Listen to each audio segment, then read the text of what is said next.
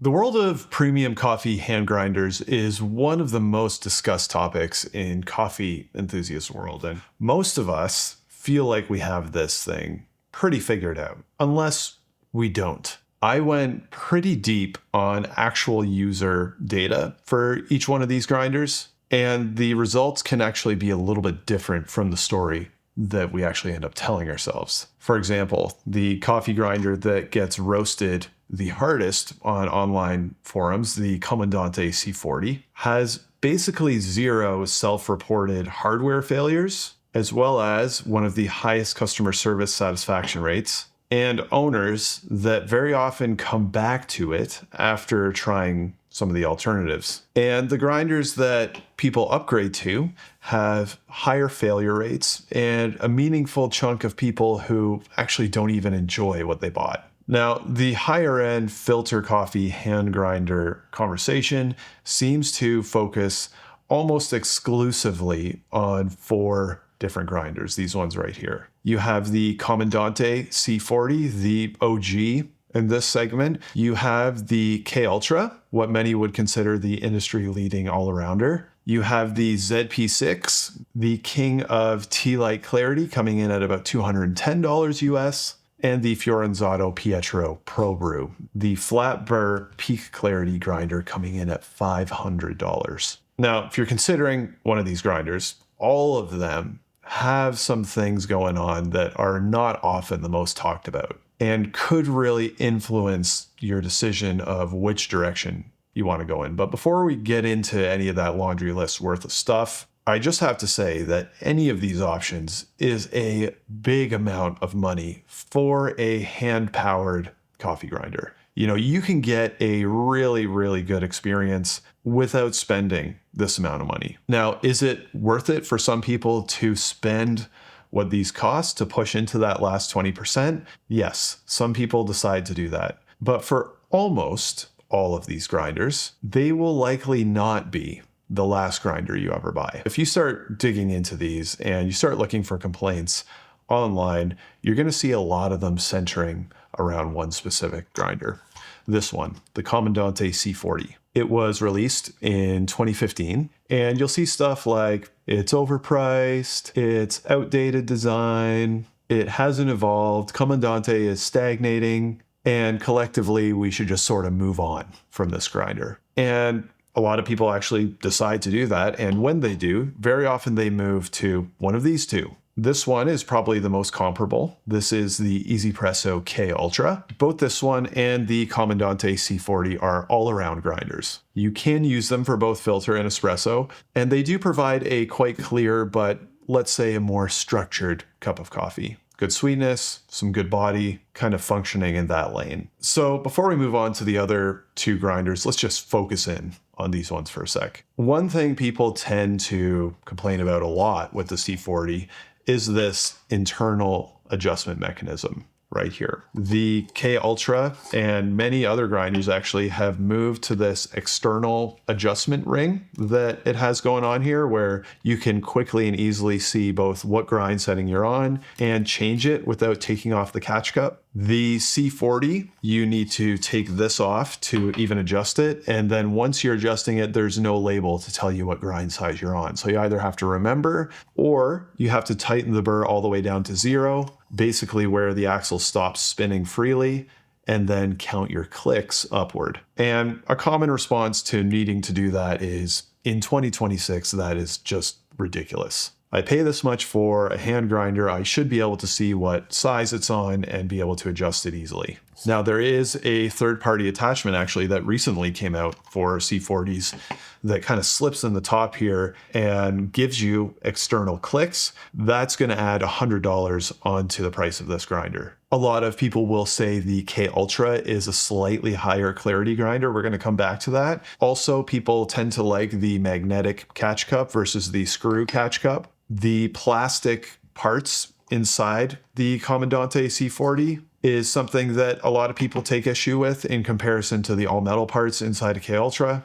And the C40 also takes longer to grind. The K Ultra has a very aggressive feed, so for filter coffee, you end up being done quicker than the C40. And when you start to look at espresso, it's even more dramatic. Using the K, you can grind up a shot of espresso in less than a minute.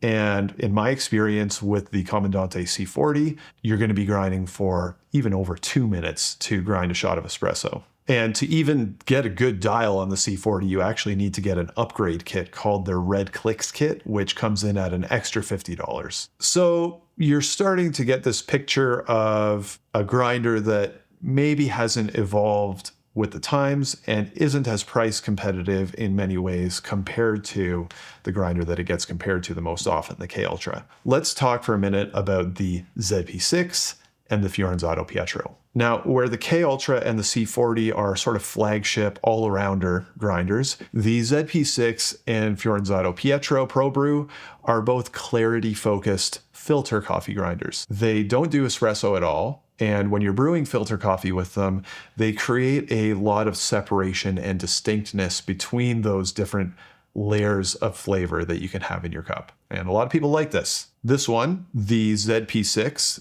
being a more affordable price and coming with it a extremely light tea-like body. Generally, the Pietro is kind of looked at as almost an endgame option, offering a similar level of clarity and flavor separation, but with what a lot of people would say is a nicer, fuller mouthfeel. Lots of times people will end up jumping on the ZP6 train, either just because they're not willing to go to the budget extreme that the Pietro commands, or they're not into the larger form factor or ergonomics. Both fair points. So we think we have a pretty clear understanding of where these grinders sit. But for anyone who is actually looking at and considering these grinders, very often you're looking for an end game grinder, a buy it for life purchase. And when you're looking at that, you also need to ask some other questions. How often do these things break? How often do people upgrade from them? How satisfied are owners of these things with their grinders? And how do they hold their value? So there was a couple places that I looked and I started cataloging what people were actually saying about these things who actually owned them. And there were a couple surprising trends that I noticed. The Pietro and the C40, when you look at the numbers, actually have the lowest self-reported instance of failures of these grinders. They just don't tend to break very often. The K Ultra shows a measurably higher incidence of failure. Common failures of the K Ultra, basically a broken knob that won't stay on. Ironically, when that happens, sometimes people will replace it with a Comandante knob. Also, this handle that rotates in is a somewhat common failure point, and this adjustment mechanism, it can either seize, or if it gets damaged, it is very difficult to repair. The ZP6, according to where I was looking, actually had even a slightly higher failure rate than the K Ultra. But then on the other hand, despite its extremely low failure rate, the grinder with the highest churn rate is the Comandante C40. Why is that? Well, there was two distinct factors that you would kind of see again and again. One of them is community-driven narrative depreciation. Basically, you would see people online saying negative things about this grinder, and then people would decide to upgrade from it. And the second factor is chasing hype around one other specific grinder, this one, the ZP6. Now, some people make this move, and they like the clarity in the cup. And when people make the move to this grinder from the C40, you see a couple things happen somewhat commonly. Number one, they may not actually love the flavor profile at all. It's extremely light bodied. Some people would say too tea-like. Some people think that this flavor is actually too clinical, too clear, too revealing. Or maybe they like it, but just not all the time. Like, they still want something that is more in line with what the C40 is offering. And for one of those reasons, they end up moving around within the EasyPresso ecosystem, trying to find the best fit for them. Now, we're going to come back to these three grinders, but the one group of owners who tends to stick with their grinder the most over the long term is actually owners of this one, the Pietro Pro Brew, with one condition: if they can get over the burr seasoning hump. And when it comes to the Pietro, this is, in my view, almost the most polarizing thing about it.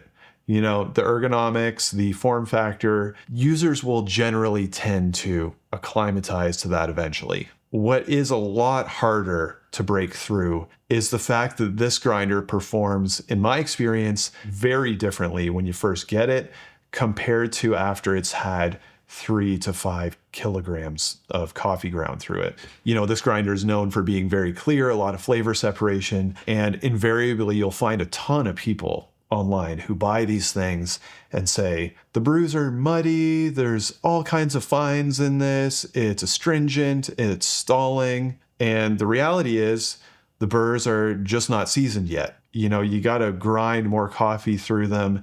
And over time, you know, little rough edges from the manufacturing process will get worn down and the burrs will kind of settle out. And when they do, it's a hyper clear and absolutely fantastic cup that people love. The process of getting there can be really painful. And a lot of people actually sell their Pietros before they even get to that point. But for anyone who can stick through that, they tend to stick with the Pietro over the long haul. And this has definitely been my experience. You know, when I want a really high clarity cup of coffee, this is probably the hand grinder that I enjoy the brews from the most. But another shadow side of the Pietro, even though it has a very low failure rate, almost as low as the Comandante C40, in the cases where it does actually need service, it has some of the poorest, most disorganized customer service out of all three of these brands. So if you're an owner of a Pietro,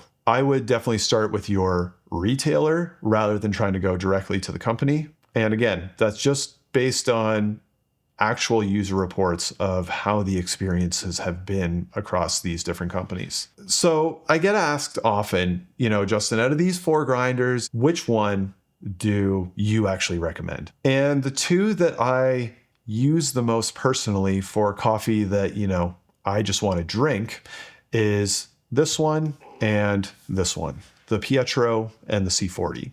And this has actually shifted a bit over the last couple of years. You know, when it comes to the Pietro and the ZP6, I just like the cups from the Pietro a little bit more. You know, I use the ZP6 quite often, especially if I want to do benchmarking because it's such a commonly used grinder. And I also get why people may not want to spend the $500 that you need to in order to get into a Pietro, but it is my preferred cup for that style of cup. The C40 is really interesting. This is really interesting. I used to lean a lot more to the K. People will say the K, when it comes to the taste, is a clearer grinder than the C40. And I don't actually think that I agree with that. The K is more acidity forward. And I think when people say the K is clearer, they're actually referring to that more pronounced presentation of the acidity. Now, in my experience, you know, if you consider the flavor profile given by a specific grinder as a circle, you know, the K definitely has a spike out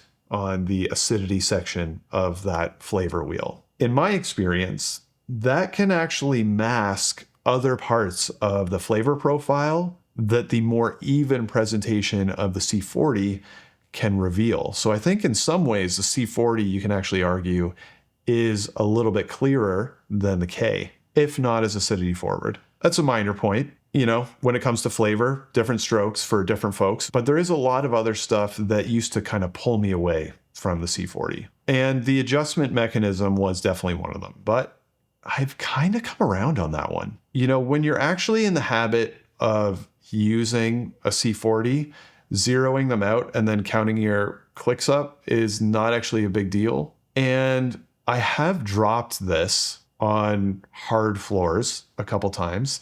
Thankfully, it's never been on the adjustment mechanism. If that ever happens and this bends, this is going to be a problem for this grinder. On the C40, it may be slightly less convenient, but it is more protected in here. And I think this is one of the reasons why you see a lower incidence of failure on these grinders. I also like the way the C40 feels to grind with. And I find that when I pair a C40 with the Pietro, I have a really nice duo to kind of get any style of cup that I might want. Now, I will say I'm talking exclusively for filter coffee here. And if espresso enters the consideration at all, then I really have to give a full recommendation to the K. It's fast, it's easily adjustable, and when it comes to espresso, the C40 is just a little too painful for me. For both filter and espresso, I do think that the K is a more compelling choice.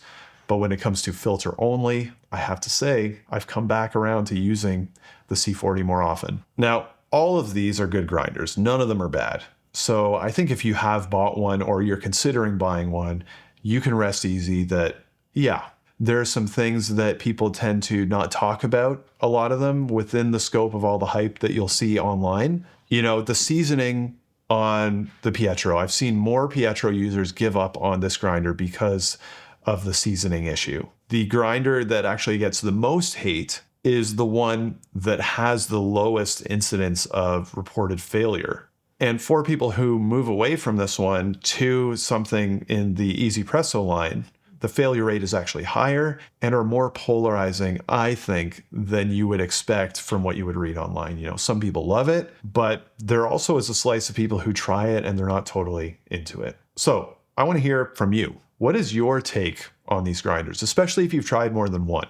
I'm also going to leave a video here if you're just here shopping for a hand grinder and you maybe don't want to spend this much. But let me know, when you buy something, are you buying for features? Are you buying for longevity? Are you buying for cup profile or something else entirely? Let me know in the comments. I hope your next cup of coffee is fantastic, and we'll see you next time.